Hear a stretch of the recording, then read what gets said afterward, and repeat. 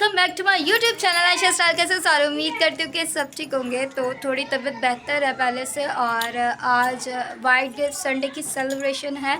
मतलब कि हमारी क्रिश्चियनिटी में दिसंबर 1 है आज, और आप लोगों को वो तो पता ही है ऑब्वियस। और दिसंबर 1 को मतलब जो फर्स्ट संडे आता है तो फर्स्ट कैंडल जलती है। ये हमारी क्रिश्चियन तो सबको पता है,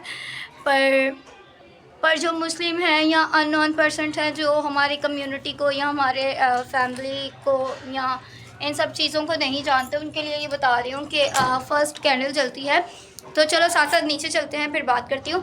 तो जिन्होंने चैनल सब्सक्राइब नहीं किया, चैनल सब्सक्राइब करना, बेल आइकन प्रेस करना, ब्लॉग को स्टिल वॉच करना। बहुत अच्छा आज का ब्लॉग आने वाला है, मोटिवेशन वाला। और घर लोग कर दिया है, अब जा रहे हैं चर्च के लिए। मम्मा लोग नीचे हैं और सब अपनी दुआ में याद रखना। तो चलते हैं, फिर साथ बने रहो। सो फाइनली हम लोग चर्च पहुंच चुके हैं। चलो अंदर चलते हैं। यहाँ ये लोग पानी वानी पी रहे हैं। चलो अंदर।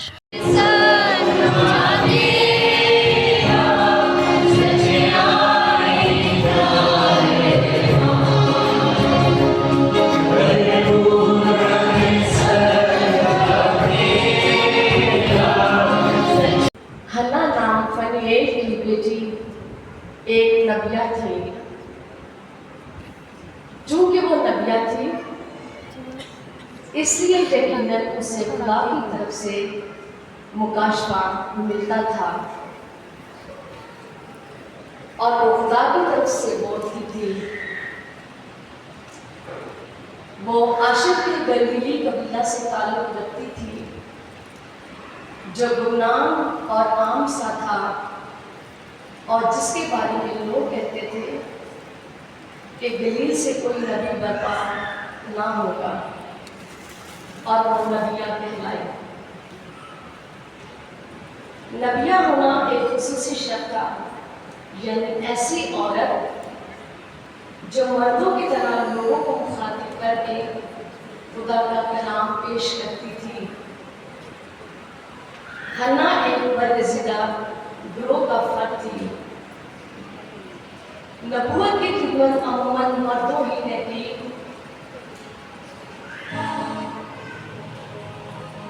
ख्वातों का नबूवत की, मगर हन्ना नबिया हमें पुरानी और नए अहदनामा के दरमियान खड़ी नजर आती है।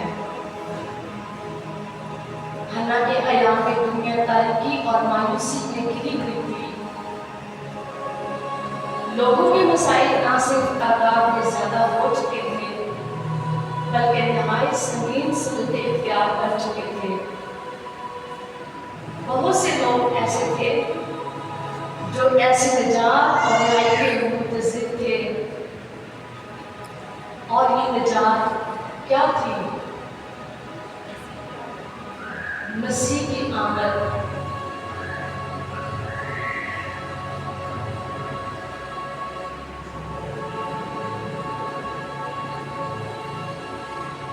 हन्ना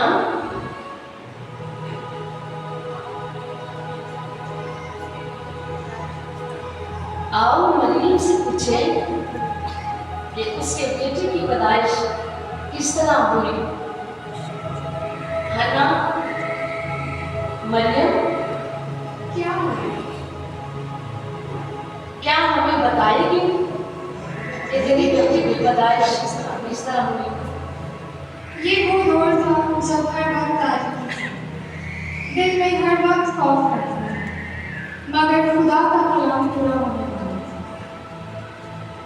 उस वक्त मेरी मम्मी यूसुफ के साथ थी, और खुदा की तरफ से मेरे लिए पैगाम आया। सलाम है मरियम, सलाम है मरियम, फजल हुआ, खुदा की तरफ से तुम्हें फजल हुआ, खुदा मेरे साथ है।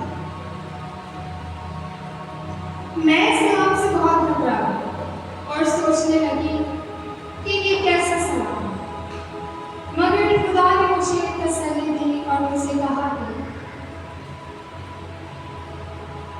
मरियम, खौफ ना कर, खुदा की तरफ से तुझे फजल हुआ, और देख तू हामिला होगी, तेरे बेटा होगा, उसका नाम यीशु रखना, वो बुजुर्ग होगा और खुदा ताला का बेटा कहलाएगा, और बाद दाऊद का तख्त उसे दे दिया और वो याकूब के घराने पर अबद तक बादशाही करेगा और आमीन। उसकी बादशाही का अंत ना होगा। और जब यूसुफ और मरियम अपने लिए नजर की कुर्बानी दे तो वहाँ उनकी मुलाकात ना सिर्फ शमौन बुजुर्ग से हुई बल्कि हन्ना से भी हुई। खुदा जो इतने सालों से हन्ना का निगहबान था वो नहीं चाहता था कि इस ऐन लम्हे पर हन्ना हैकल से गैर हाजिर हो।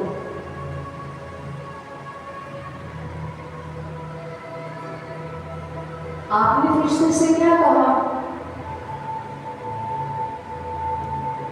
मैंने फरिश्ते से कहा कि क्यों कर होगा जबकि मैं तुम्हारे को नहीं जानता।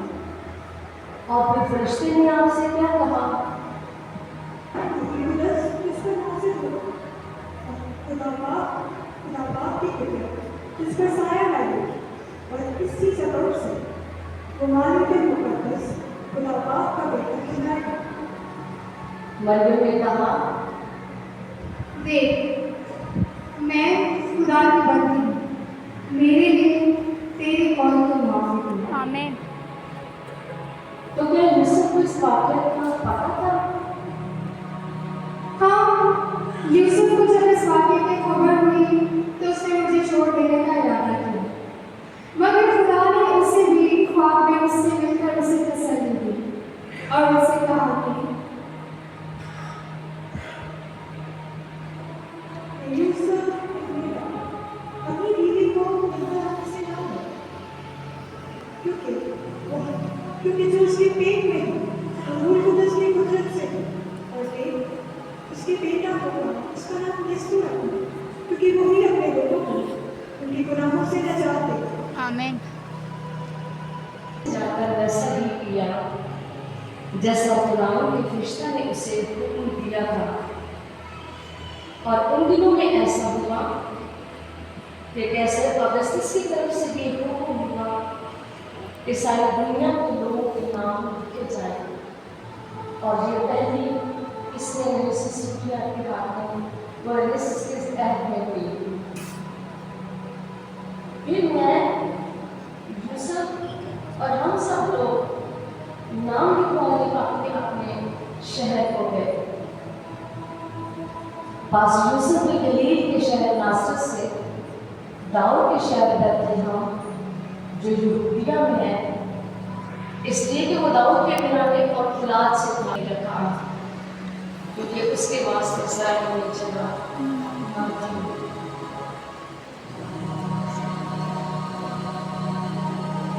रात के वक्त जब मरियम और यूसुफ अपने बच्चे के पास तन्हा बैठे हुए थे तो एक मुआजिज़ा हुआ। मैदान में जहाँ भेड़िए अपनी भेड़ों की रखवाली कर रहे थे एक बड़ी रोशनी हुई जिसकी चमक दिन की रोशनी से भी ज्यादा थी।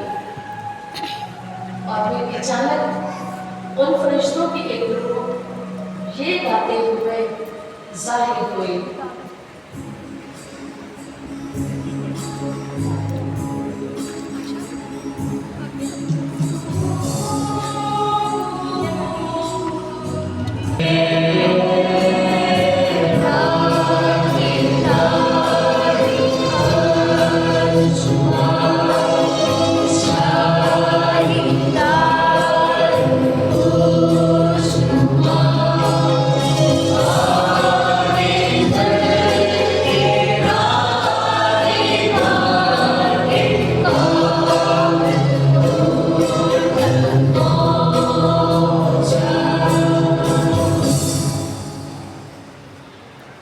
गरीब के लिए उस ग्रोह को देखकर सब दहशतज़दा हो गए।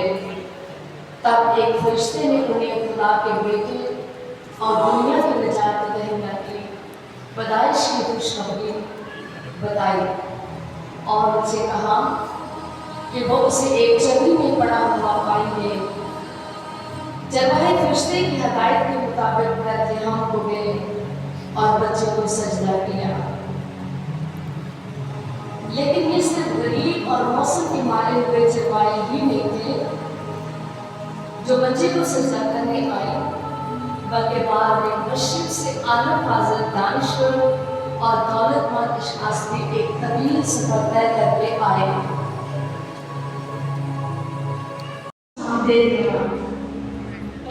हम सबकी तरफ से आप सबको मैरी क्रिसमस।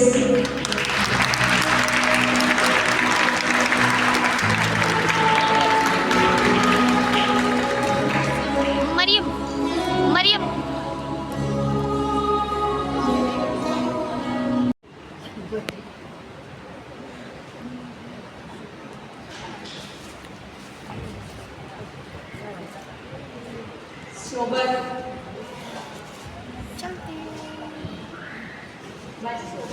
डन देते जाओ। ए और तोहफा जो है वो दे सके। टल्ली ने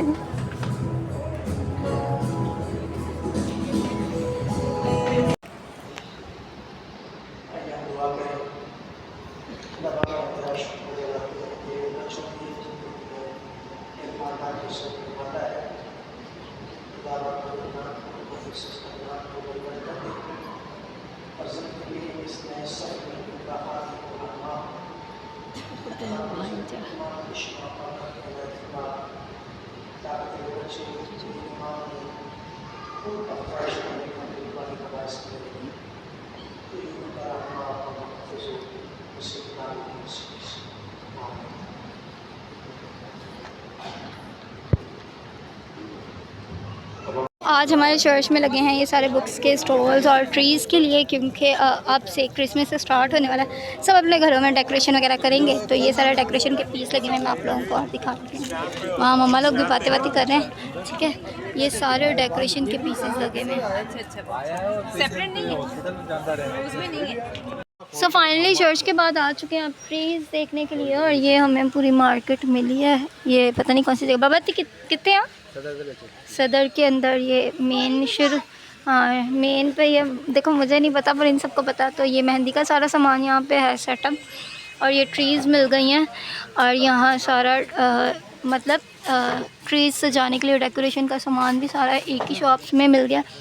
ये 2-3 दुकानें हैं, तो अब देखते हैं क्या क्या लेते हैं क्या क्या नहीं।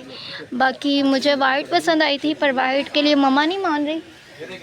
अच्छा, तो अब ये हमने ये वाली चूज़ की है, ये आ गई है, और इसे अब भाई खोल के दिखा रहे हैं हमें। फिर नहीं मम्मा है हम दीदी, ये जल्दी साड़ी कार है, तो है तो वही चीज़ नज़र आ रही, पर ये है ना कि इसके ये ना उतर जाए, मेरे को वो डर है, क्योंकि हमारी वो इतनी पुरानी और इतनी पायदार निकली है ना। दिल तो अभी भी मेरा यही है कि उसके स्टैंड लग जाएं, पर अब देखते हैं क्या बनता है। तो चलो अब साथ बने रहो, फिर जो चीज़ लेते हैं फिर मैं वो साथ साथ दिखाती हूँ।